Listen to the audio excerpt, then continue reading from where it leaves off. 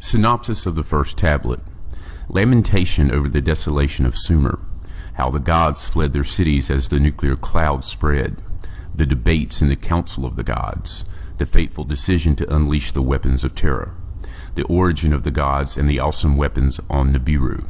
Nibiru's north-south wars, unification and dynastic rules. Nibiru's place in the solar system. A dwindling atmosphere causes climate changes. Efforts to obtain gold to shield the atmosphere fail. Alelu, a usurper, uses nuclear weapons to stir volcanic gases. Anu, a dynastic heir, deposes Alelu. Alelu steals a spacecraft and escapes from Nibiru. The words of the Lord Enki, firstborn son of Anu, who reigns on Nibiru. With heavy spirit I utter laments. Laments that are bitter fill my heart. How smitten is the land, its people delivered to the evil wind, its stables abandoned, its sheepfolds emptied.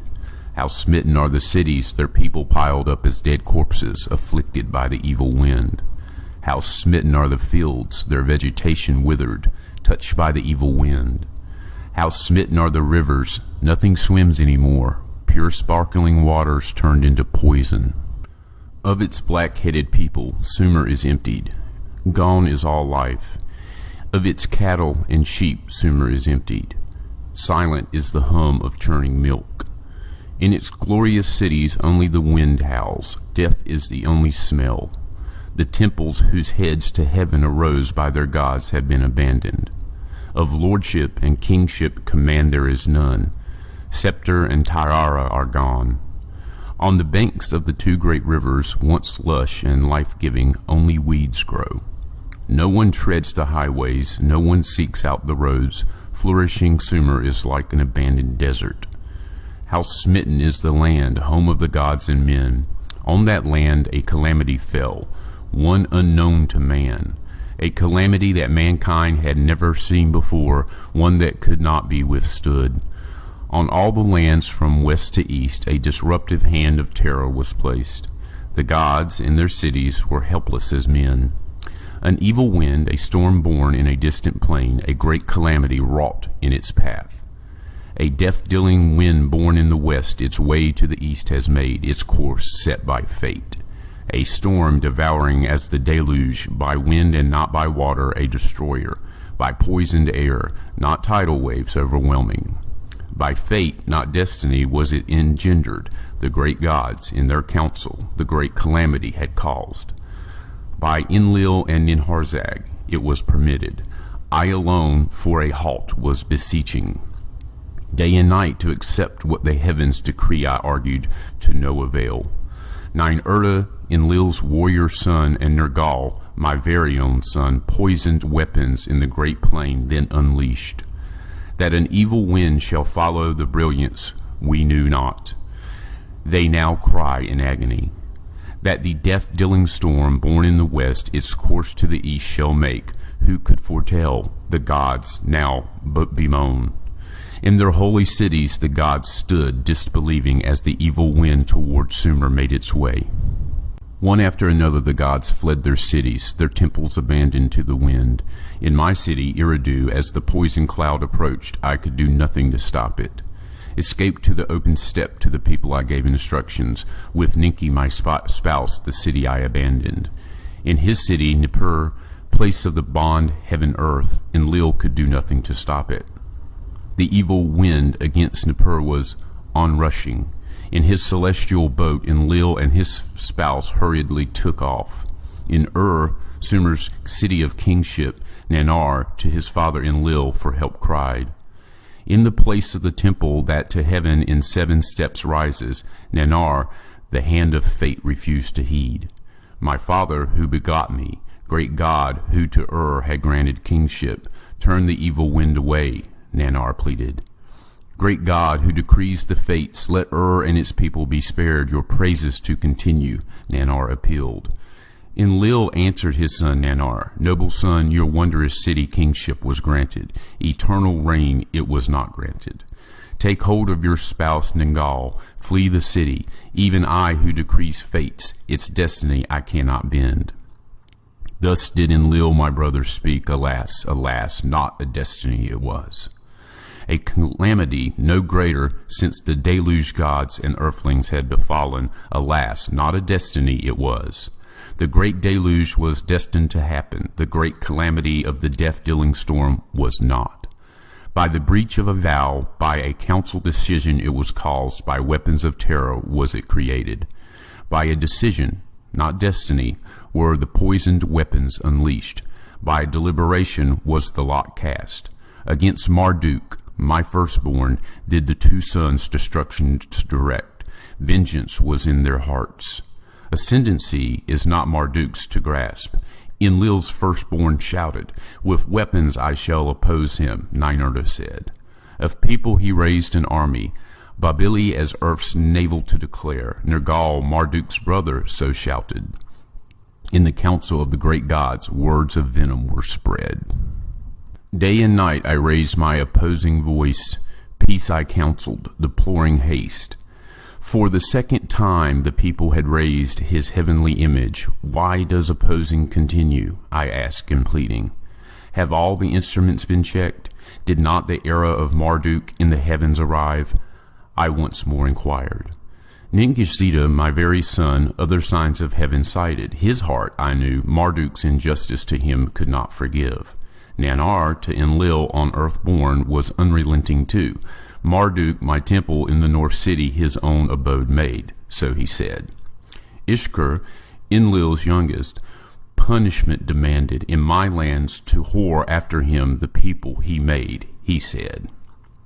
Utu, son of Nanar, at Marduk's son Nabu, his wrath directed, the place of the celestial chariots he tried to seize. Inanna, twin of Utu, was furious of all.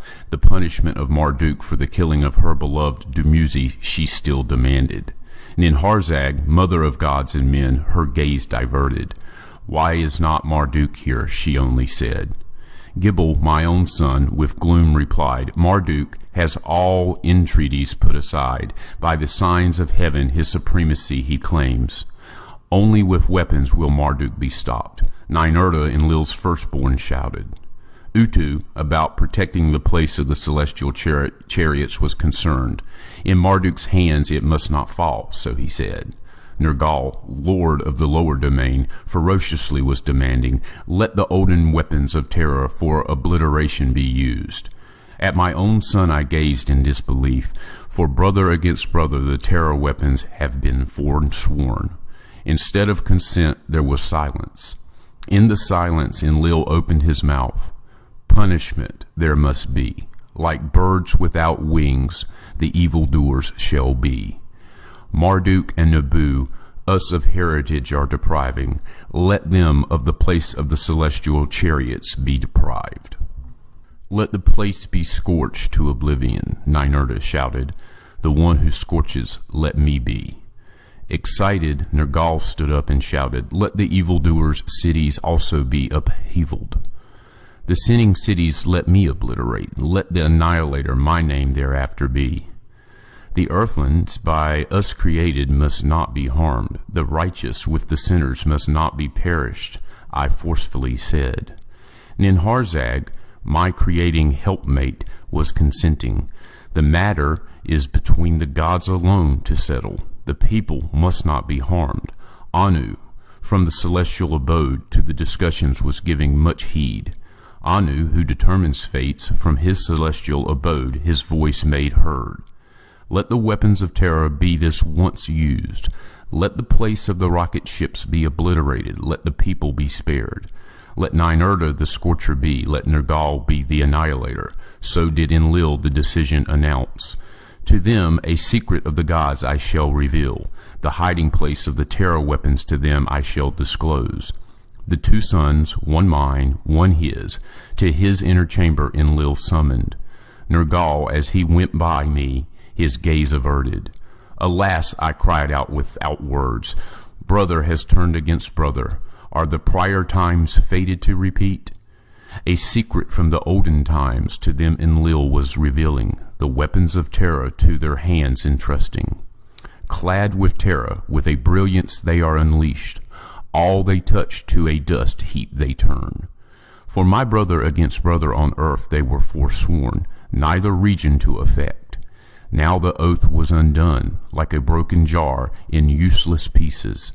The two sons, full of glee, with quickened step from Enlil's chamber emerged, for the weapons departing. The other gods turned back to their cities. None of his own calamity had a foreboding. Now this is the account of the prior times, and of the weapons of terror. Before the prior times was the beginning. After the prior times were the olden times. In the olden times the gods came to earth and created the earthlings. In the prior times none of the gods was on the earth, nor were the earthlings yet fashioned. In the prior times the abode of the gods was on their own planet. Nibiru is its name. A great planet, reddish in radiance, around the sun an elongated circuit Nibiru makes. For a time in the cold is Nibiru engulfed. For part of its circuit by the sun strongly is it heated. A thick atmosphere Nibiru envelops, by volcanic eruptions constantly fed. All manner of life this atmosphere sustains. Without it there will be only perishing. In the cold period, the inner heat of Nibiru it keeps about the planet, like a warm coat that is constantly renewed. In the hot period, it shields Nibiru from the sun's scorching rays. In its midst rains it holds and releases to lakes and streams giving rise. Lush vegetation our atmosphere feeds and protects. All manner of life in the waters and on the land to sprout it caused. After eons of time our own species sprouted, by our own essence an internal seed to procreate. As our numbers grew, to many regions of Nibiru our ancestors spread. Some tilled the land, some four-legged creatures shepherded. Some lived on the mountains, some in the valleys their home made. Rivalries occurred, encroachments happened, clashes occurred, sticks became weapons. Clans gathered into tribes, then two great nations each other faced. The nation of the north against the nation of the south took up arms. What was held by hand to thrusting missiles was turned. Weapons of thunder and brilliance increased the terror. As a war long and fierce engulfed the planet, brother amassed against brother. There was death and destruction both north and south. For many circuits desolation reigned the land. All life was diminished. Then a truce was declared. Then peacemaking was conducted. Let the nations be united, the emissaries said to one another. Let there be one throne on Nibiru, one king to reign over all. Let a leader from north or from south by lot be chosen, one king supreme to be. If he be from north, let south choose a female to be his spouse, as equal queen to reign alongside. If by lot a south male be chosen, let the north's female be his spouse. Husband and wife let them be, as one flesh to become. Let their firstborn son be the successor. Let a unified dynasty thus be formed, unity on Nibiru forever to establish. In the midst of the ruins, peace was started. North and south by marriage were united. The royal throne into one flesh combined, an unbroken line of kingship established. The first king after peace was made, a warrior of the north he was, a mighty commander. By lots, true and fair, was he chosen. His decrees in unity were accepted. For his abode he built a splendid city, Agade, unity meaning was its name. For his reign a royal title he was granted. On it was. The celestial one was its meaning. With strong arm order in the lands he re-established. Laws and regulations he decreed. Governors for each land he appointed. Restoration and reclamation was their foremost task. Of him in the royal annals thus it was recorded. On the lands unified, peace on Nibiru he restored. He built a new city, the canals he repaired, food to the people he provided. There was an abundance in the lands. For his spouse the south a maiden had chosen, for both love and warring she was noted. Antu was her royal title. The leader who is On's spouse, the given name cleverly did mean. She bore On 3 sons and no daughters. The firstborn son was by her named Enki. By On, a solid foundation was its meaning. Alone on the throne he was seated. A spouse to choose was twice postponed. In his reign, concubines were brought into the palace. A son to him was not born. The dynasty thus begun was by the death of Enki disrupted. On the foundation no offspring followed. The middle son, though not the firstborn, the legal heir was pronounced. From his youth, one of the three brothers, Ib, by his mother was lovingly called. The one in the middle his name did mean. By the royal annals, Anib he is named. In kingship celestial, by generations, the one who is On's son, the name signified. He followed his father on Nibiru's throne. By count, he was the third to reign. The daughter of his younger brother he chose to be his spouse. Ninib, she was called the Lady of Ib. A son to Anib by Ninib was born. The successor on the throne he was, the fourth by the count of the kings. By the royal name Anshargal, he wished himself to be known. On's prince, who is greatest of princes, was the meaning. His spouse, a half-sister, Kishagul, was equally named. Knowledge and understanding were his chief ambition. The ways of the heavens he assiduously studied. The great circuit of Nibiru he studied, its length a shar to be he fixed. As 1 year of Nibiru was the measure, by it the royal reigns to be numbered and recorded. The shar to the 10 portions he divided, 2 festivals were thereby he pronounced. When nearest to the sun's quarters, a festival of the warmth was celebrated. When to its far abode Nibiru was distanced, the festival of coolness was decreed. Replacing all olden festivals of tribes and nations to unify the people, the two were established. Laws of husband and wife, of sons and daughters, by decree he established. Customs from the first tribes he proclaimed for the whole land. From the war, females greatly outnumbered males. Decrees he made, 1 male to have more than 1 female for knowing. By law, 1 wife as official spouse to be chosen, first wife to be called. By law, the firstborn son was his father's successor. By these laws, confusion soon came about. If the firstborn son, not by the firstborn wife, was born, and thereafter by the first wife a son was born, by law the legal heir becoming, who shall be the successor? The one by the count of Shar's firstborn? The one by the first wife born? The firstborn son? The legal heir? Who shall inherit? Who shall succeed? In the reign of Anshargal, Kishargal as first wife was pronounced. A half-sister of the king she was. In Anshargal's reign, concubines were again brought into the palace. By the concubines, sons and daughters to the king were born. A son by one was the first to be born. The son of a concubine was the firstborn. Thereafter Kishargal bore a son.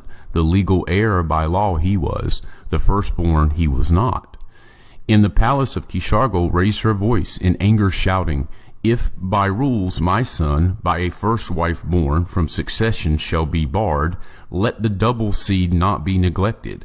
Though of different mothers, of one father the king and I are offspring. I am the king's half-sister, of me the king is half-brother. By that my son the double seed of our father Anib possesses. Let henceforth the law of the seed, the law of espousal overpower. Let henceforth a son by a half-sister, whenever born, above all other sons rise to succession." And Shargal, contemplating, the law of the seed embraced with favor. Confusion of spouse and concubines, of marriage and divorce, it would be avoided.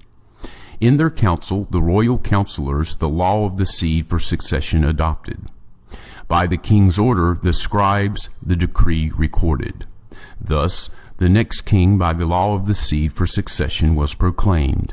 To him the royal name Anshar was granted. 5th on the throne he was. Now this is the account of the reign of Anshar and the kings who followed. When the law was changed, the other princes were contending.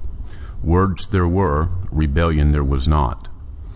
As his spouse Anshar a half-sister chose, he made her first wife. By the name Kishar she was called. Thus was by this law the dynasty continued. In the reign of Anshar the fields diminished their yields, fruits and grains lost abundance.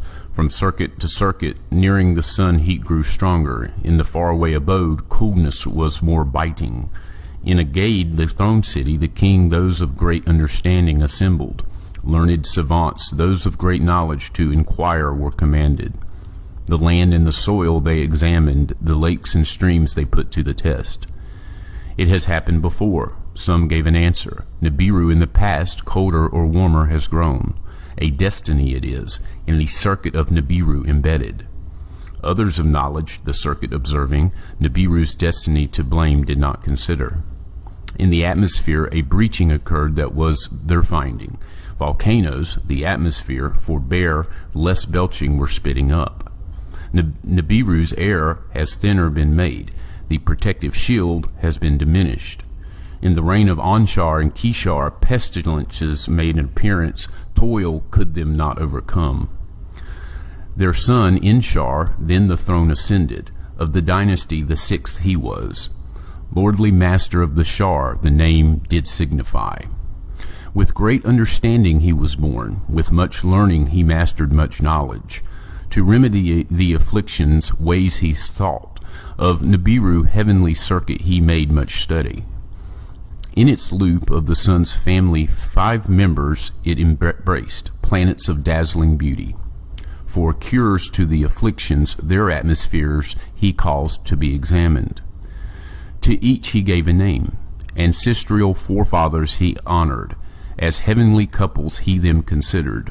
On and onto the twin-like planets he called the first 2 to be encountered. Beyond in Nibiru's circuit were Anshar and Kishar, in their size the largest. As a messenger, Gaga, among the others, coursed sometimes first Nibiru to meet. 5 in all were Nibiru's heavenly greeters as the sun it circled. Beyond, like a boundary, the hammered bracelet the sun encircled. As a guardian of the heavens, forbidden region with havoc it protected. Other children of the sun, 4 in number, from intrusion the bracelet shielded. The atmospheres of the 5 greeters Inshar set out to study. In its repeating circuit, the 5 in Nibiru's loop carefully were examined. What atmospheres they possessed by observation and with celestial chariots intensely were examined. The findings were astounding, the discoveries confusing. From circuit to circuit, Nibiru's atmosphere more breaching suffered. In the councils of the learned, cures were avidly debated. Ways to bandage the wound were urgently considered. A new shield to embrace the planet was attempted. All that was thrust up back to the ground came down. In the councils of the learned, the belching volcanoes were studied. The atmosphere, by belching volcanoes having been created, its wound by their diminished belching had come to be. Let with invention new belching be encouraged. Let volcanoes spew again. One savant's group was saying. How the feat to achieve, with what tools more belching to attain, none the king could inform. In the reign of Inshar, the breach in the skies grew bigger. Rains were withheld, winds blew harder, springs from the depths did not arise. In the lands there was an accusation. The breasts of mothers were dry. In the palace there was distress. An accusation therein took hold. And his first wife, Inshar, a half-sister, did espouse, by the law of the seed abiding. Ninshar she was called, bear of the Shars, the lady. A son she did not bear. By a concubine to Inshar a son was born. The firstborn son he was. By Ninshar, first wife and half-sister, a son was not brought forth. By the law of succession, the concubine's son the throne ascended. The 7th to reign he was. Duru was his royal name. In the dwelling place fashioned was its meaning. In the house of concubines, not in the palace, was he indeed conceived. As his spouse, a maiden from his youth beloved Duru chose, by love, not by seed, a first wife he selected. Dauru was her royal name. She who is by my side was the meaning. In the royal court, confusion was rampant.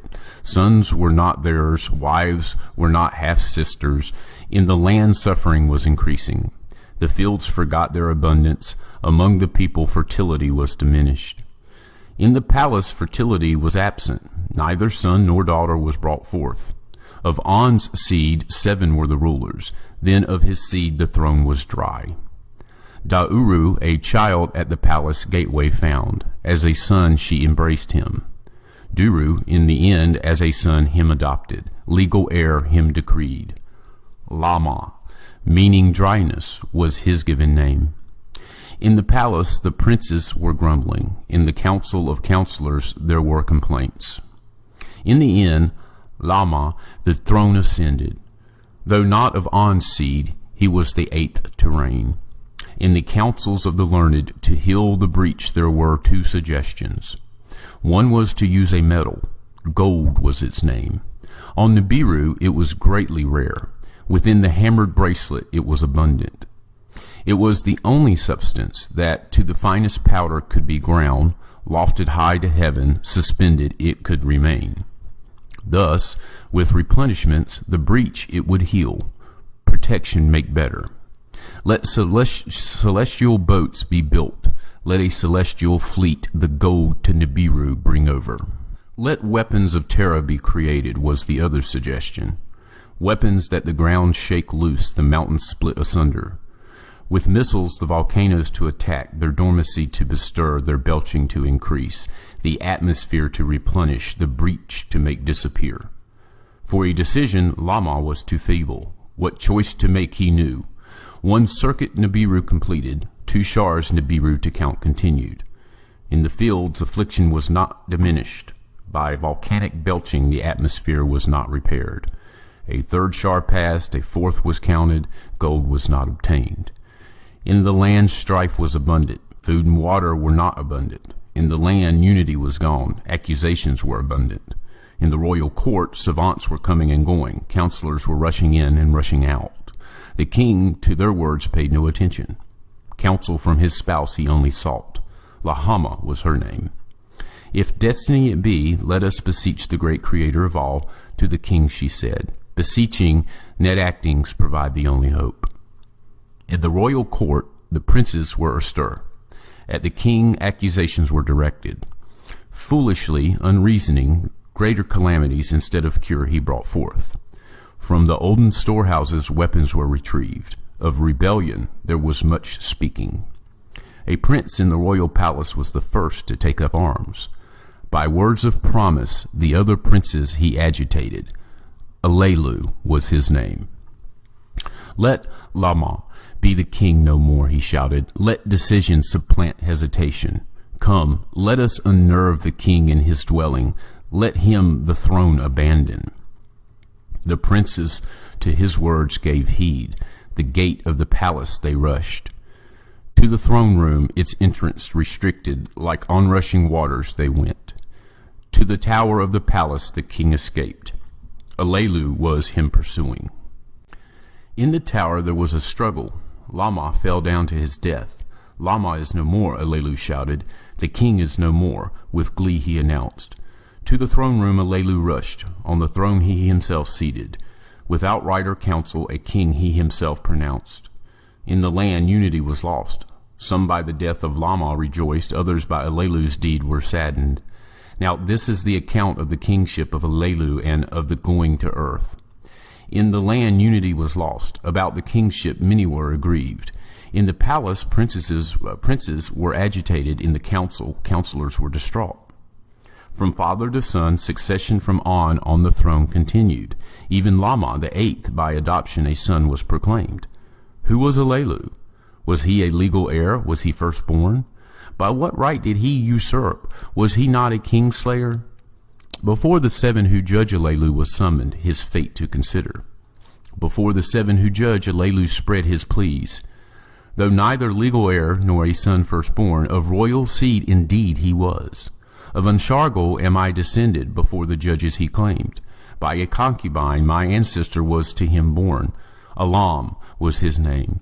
By the count of Shars, Elam was the firstborn. The throne to him belonged.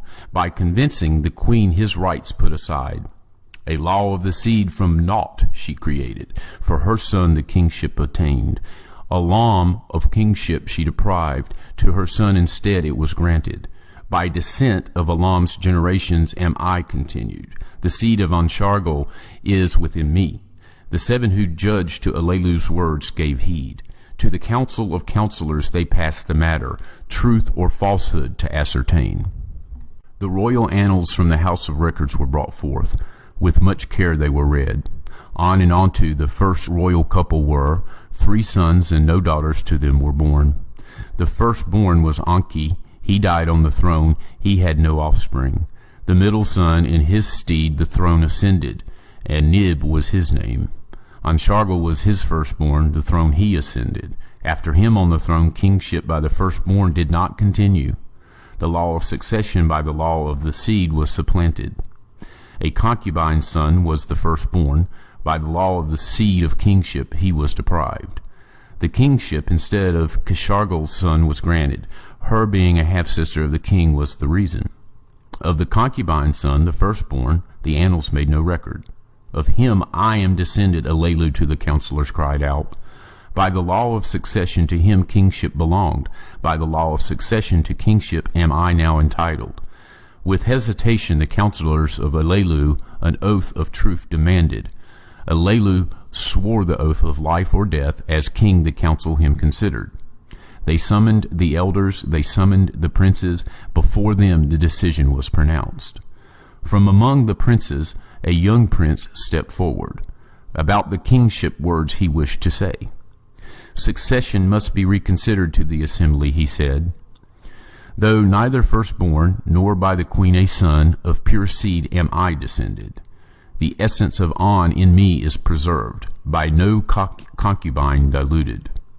The counselors heard the words with amazement. The young prince to step closer they summoned. They asked for his name.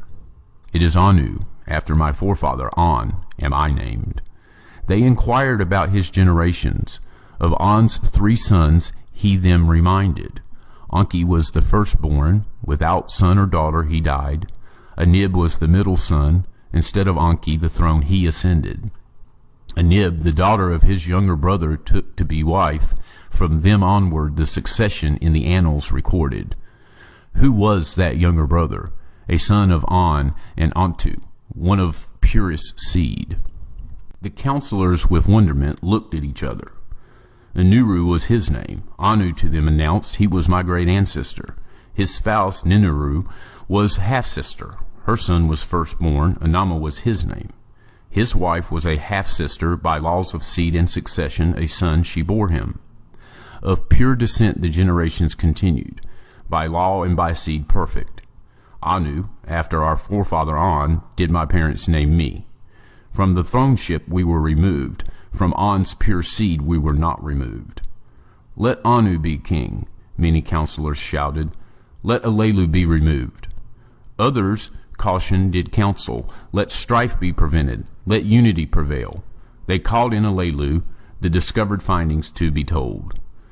To the prince Anu, Alelu his arm in embrace offered. To Anu he thus said, Though by different offsprings of one ancestor we are both descended, let us live in peace, together in Nibiru to abundance return. Let me keep the throne, let you keep the succession. To the council's words he directed, Let Anu crown prince be, let him be my successor. Let his son my daughter espouse, let succession be united. Anu bowed before the council. To the assembly he thus declared, Alelu's cupbearer I shall be, his successor in waiting. A son of mine, a daughter of his, as bride shall choose. That was the council's decision. In the royal annals it was inscribed. In this manner Alelu on the throne remained seated. He summoned the sages, savants, and commanders he consulted. For deciding he gained much knowledge. Let celestial boats be constructed, he decided. To seek the gold in the hammered bracelet, he decided. By the hammered bracelets the boats were crushed. None of them returned. Let with weapons of terror the bowels of Nibiru be cut open. Let volcanoes again erupt, he then commanded. With weapons of terror skyborne chariots were armed. With terror missiles from the skies where volcanoes struck. The mountains swayed, the valleys shuddered as great brilliances with thunder exploded. In the land there was much rejoicing, of abundance there were expectations. In the palace Anu was for Alelu the cupbearer. He would bow at Alelu's feet, set the drinking cup in Alelu's hand. Alelu was the king, Anu as a servant by him was treated. In the land rejoicing receded, rains were withheld, winds blew harder. The belching by volcanoes did not increase, the breach in the atmosphere did not heal. In the heavens, Nibiru its circuit kept coursing. From circuit to circuit, heat and cold grew harder to suffer. The people of Nibiru ceased to revere their king. Instead of relief, misery he caused. Alelu on the throne remained seated. The strong and wise Anu, foremost among the princes, was standing before him. He would bow to Alelu's feet, set the drinking cup in Alelu's hand. For 9 counted periods Alelu was king on Nibiru. In the 9th Shar, Anu gave battle to Alelu. To hand combat, with bodies naked, Alelu he challenged. Let the winner be king, Anu said.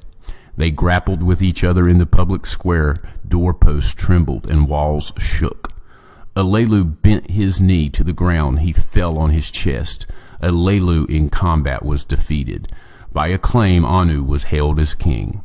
Anu to the palace was escorted. Alelu to the palace did not return. From the crowds he stealthily escaped. Of doing like Lama he was fearful. Unbeknownst to others, to the place of the celestial chariots he hurriedly went. Into a missile-throwing chariot Alelu climbed. Its hatch behind him he closed. The 4-part chamber he entered. The commander's seat he occupied. That which shows the way he lit up, with bluish aura the chamber filling. The firestones he stirred up, their hum like music was enthralling. The chariot's great cracker he enlivened, a reddish brilliance it was casting. Unbeknownst to others, in the celestial boat Alelu from Nibiru escaped. To snow-hued earth Alelu set his course. By a secret from the beginning he chose his destination.